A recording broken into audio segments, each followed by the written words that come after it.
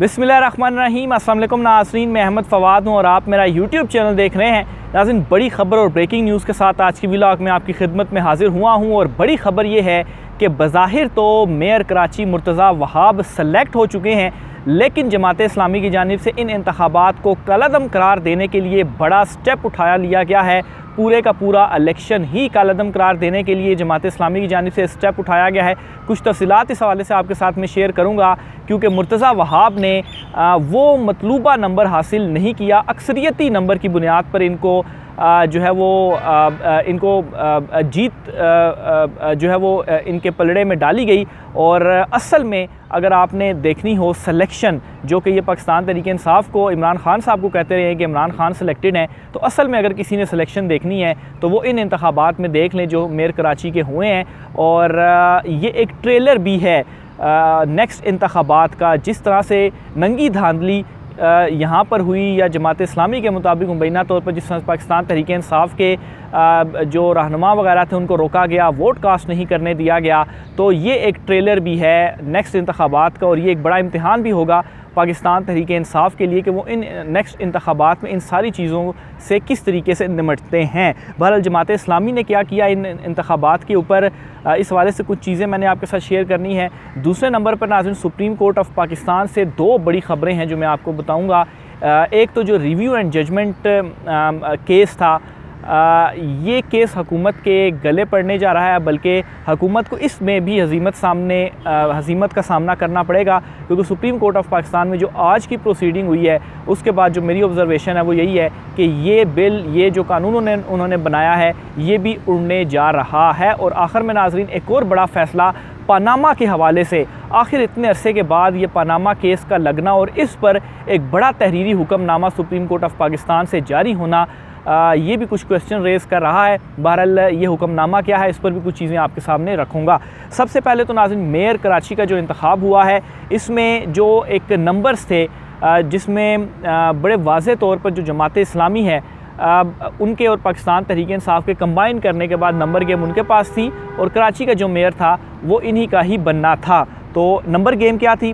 मखसूस नशिस्तों को मिलाने के बाद पीपल्स पार्टी के 155, जमात इस्लामी 133, पाकिस्तान तहरीक इंसाफ 62, नून लीग 14, JUI 4, जबकि TLP जो थी उनके पास एक नशिस्त थी। और यूँ अगर कंबाइन किया जाए जमात इस्लामी और पाकिस्तान तहरीक इंसाफ को, तो 190 प्लस उनका वोट बनता था, जबकि 173 जो था वो बनता था इनका पीपल्स पार्टी का। अभी जब आज के इलेक्शंस हुए, जो वोट कास्ट किए गए, इनमें 173 पीपल्स पार्टी ने हासिल किए, जो मीडिया रिपोर्ट सामने आई, क्योंकि अभी फाइनल रिज़ल्ट सामने नहीं आया, ये भी मैं आपको बताता चलूँ। और जमात इस्लामी के पास जो नंबर था या जो वोट थे वो 160 थे, और यूँ तकरीबन कोई 30 से 34 ऐसे बंदे थे पाकिस्तान तहरीक इंसाफ के ही, जो कि वहाँ पर आए ही नहीं अंदर, या उनको वोट डालने नहीं दिया गया। और इस हवाले से जो जमात इस्लामी का जो क्लेम है वो ये है कि मुबैना तौर पर एक तो पाकिस्तान तहरीक इंसाफ के बहुत सारे जो लोग थे उनको उठा लिया गया या अगवा कर दिया गया, उनको आने नहीं दिया गया। यहाँ तक कि तकरीबन 15 से 20 लोग पाकिस्तान तहरीक इंसाफ के ऐसे थे कि जिन्हें गेट पर ही रोका गया, और इन्हें इस वोटिंग के प्रोसेस में हिस्सा ही नहीं लेने दिया गया। ये क्लेम कर रही है जमात इस्लामी। और अगर उनको अंदर आने दिया जाता तो ज़ाहिर सी बात है, सिर्फ 13 वोटों का फ़र्क था, तो जमात इस्लामी के या हाफिज़ नईमुर रहमान जो हैं उनके जो वोट थे वो ज़्यादा हो जाते, और वो ये जो इलेक्शन था वो जीत जाते। क्योंकि ये जो इलेक्शन हुआ है इसमें किसी ने भी सादा अक्सरियत हासिल नहीं की। अक्सरियती वोट यानी कि ज़्यादा वोट हासिल करने की बेस पर जो मेयर कराची हैं उनको मुंतखब किया गया है, क्योंकि तकरीबन मेरे ख़्याल से कोई 180 प्लस जो है वो वोट एक बंदे ने लेने थे अगर सादा अक्सरियत उनको चाहिए, लेकिन 180 की अक्सरियत नहीं थी, 173 उन्होंने हासिल किए। लेकिन चूँकि ये अक्सरियती बुनियाद के ऊपर फिर हुआ, तो ज़ाहिर सी बात है जमात इस्लामी के 160 थे, तो इस वजह से विनर जो है वो पीपल्स पार्टी को करार दिया गया। अब नाज़रीन, यहाँ पर जो सूरत हाल बनी है वो ये है कि एक चीज़ तो बहुत ज़्यादा वाज़ेह थी, इसमें तो कोई दूसरी राय भी नहीं, और सबको ये मालूम है कि ये वाला जो इलेक्शंस हैं मेयर का ख़ास तौर पर पीपल्स पार्टी और पाकिस्तान तहरीक इंसाफ, इन दोनों के पास नंबर गेम पूरा था। लेकिन नंबर गेम पूरा होने के बावजूद भी कैसे शिकस्त हो गई, जो लोगों को रोका गया या अगवा किया गया या अंदर नहीं आने दिया गया या वोटिंग में हिस्सा नहीं लेने दिया गया, इस तमाम तर सूरत हाल के ऊपर जमात इस्लामी की जानिब से एक तो ये किया गया है कि इलेक्शन कमीशन ऑफ पाकिस्तान से उन्होंने रुजू कर लिया है और इलेक्शन कमीशन ऑफ पाकिस्तान को एक जो दरख्वास्त है वो उन्होंने दी है कि ये जो इलेक्शन है इसको कलअदम करार दिया जाए। क्यों कलअदम करार दिया जाए? ये जो वोटिंग प्रोसेस है ये शफाफ नहीं हुआ। और दूसरे नंबर पर इलेक्शन कमीशन ऑफ पाकिस्तान क्या करे, एक नया जो शेड्यूल है वो जारी करे। तो ये जो दरख्वास्त है ये जमात इस्लामी की जानिब से इलेक्शन कमीशन ऑफ पाकिस्तान को दे दी गई है। अभी भी जो हंगामा वगैरह है वहाँ पर बाहर ही चल रहा है। जमात इस्लामी ज़ाहिर सी बात है इन नताइज को किस तरह से मान सकती है। दूसरी तरफ नाजरीन, ये जो इन्होंने दरख्वास्त दी है इलेक्शन कमीशन ऑफ पाकिस्तान को, इसके कुछ जो पॉइंट्स हैं वो मैं आपके सामने पढ़कर सुना देता हूँ ताकि मज़ीद जो है वो क्लियर हो जाए कि आगे इस हवाले से अब क्या होने जा रहा है। तो इस दरख्वास्त के ख़त के मुताबिक ये ख़त जो है वो लिखा है, सिंध हुकूमत के चाको चौबंद दस्तों ने PTI के 29 अरकान को अगवा करके वोट डालने से रोक दिया। ये क्लेम जमात इस्लामी का। इलेक्शन कमीशन इस फ्रॉड अमल को कलअदम करार दे और नया शेड्यूल जारी करे।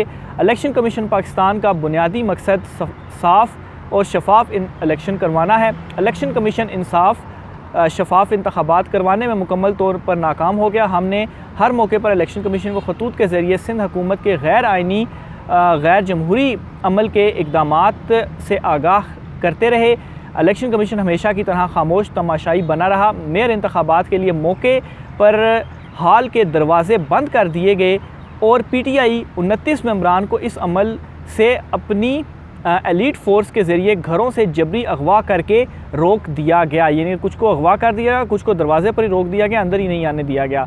अच्छा, होना तो ये चाहिए था कि हाज़िरी मुकम्मल की जाती और फिर मेयर के इंतखाब का अमल शुरू किया जाता, लेकिन बदकिस्मती से ऐसा नहीं हुआ। हाज़िरी मुकम्मल नहीं हुई, ये भी उन्होंने एक इम्पॉर्टेंट पॉइंट उठा दिया और ये आगे कोर्ट्स में भी जाएगा, चैलेंज भी जो है वो इसको किया जाएगा। देखते हैं इस पर जो अदालतें हैं वो क्या फ़ैसला देती हैं। बहरहाल ये बहुत ही इंपॉर्टेंट जो स्टेप है वो भी ले लिया गया और ये इसमें जो कुछ पॉइंट्स हैं वो भी जमात इस्लामी की जानिब से रेस किए गए। इसके अलावा वो कहते हैं जी कि अक्सरियत को अक़लियत में तब्दील किया गया, ये हकीकी मैंडेट के साथ धोखा है और जबरी कब्ज़ा है। मैंडेट पर कब्ज़े के नताइज शहर और मुल्क के हक़ में बेहतर नहीं होंगे। ये जमात इस्लामी का ये लेटर था जो कि इलेक्शन कमिश्नर को उन्होंने लिखा है। इसके अलावा एक और आपको ख़बर भी इसमें मैं देता चलूँ कि ऐसा क्यों किया गया।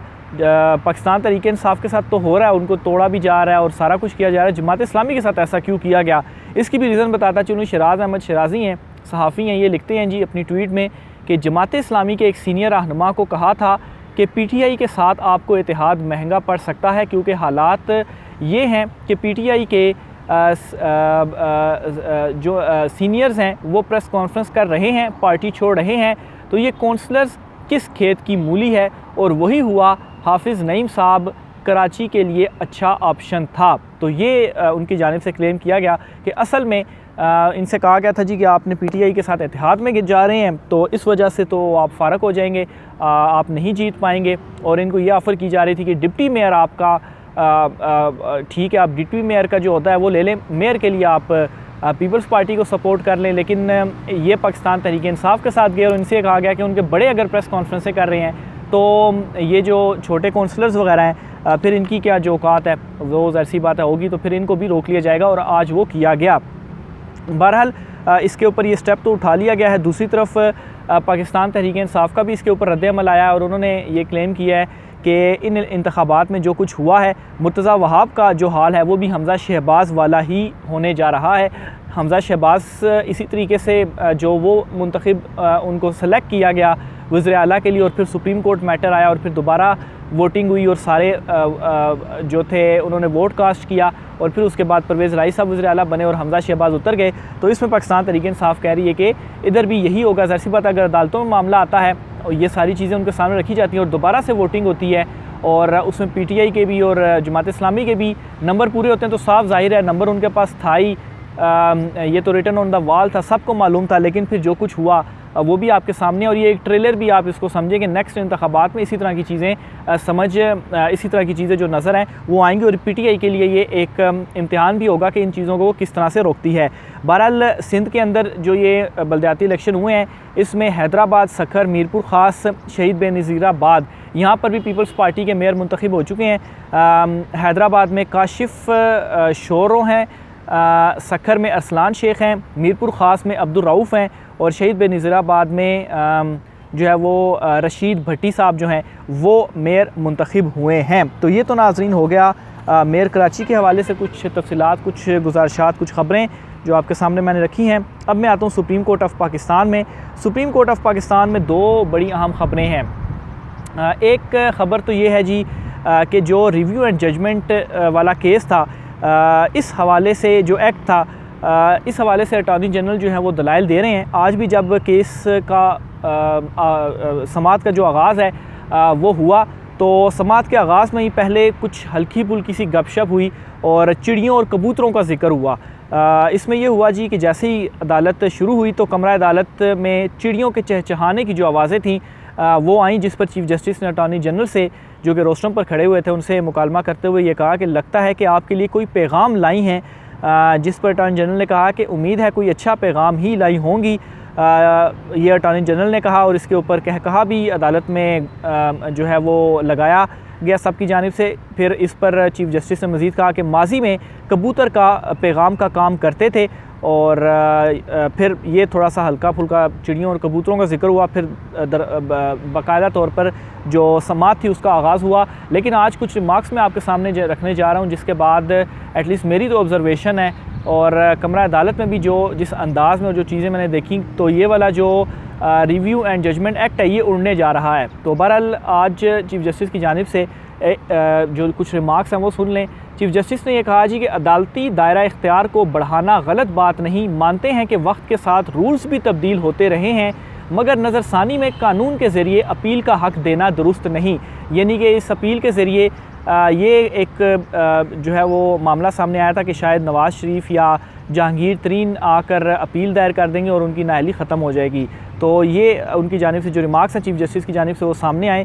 मज़ीद उनकी जानिब से कहा गया कि अदालत मानती है कि दायरा कार वसी हों, लेकिन इसमें वजूहात भी तो शामिल करें, वरना तो आप अदालत के मामलात को डिस्टर्ब करेंगे। जस्टिस मुनीब अख्तर ने कहा कि मुझे समझने में दुश्वारी है कि 184(3) में फ़ैसलों के ख़िलाफ़ नज़रसानी को दीगर फ़ैसलों से फ़र्क कैसे किया गया। मेरे लिए तो सुप्रीम कोर्ट के तमाम फ़ैसलों के ख़िलाफ़ नज़रसानी का पैमाना एक है। चीफ़ जस्टिस ने कहा कि अगर नज़रसानी रूल्स को तब्दील करना भी था तो आइनी तरमीम होनी चाहिए थी। हुकूमत आज खुद नोटिस के फ़ैसलों के ख़िलाफ़ अपील का दायरा इख्तियार वसी करना चाहती है तो मोस्ट वेलकम, लेकिन आइनी तरमीम के ज़रिए अपील का हक़ दिया जा सकता है। ये हुकूमत की जल्दबाजी में की गई कानून साजी है, हमें हुकूमत के इस तरीक़ाकार से इत्तफ़ाक़ नहीं है। तो ये कुछ इंपॉर्टेंट उनके रिमार्क्स थे जो कि इनकी जानिब से दिए गए हैं।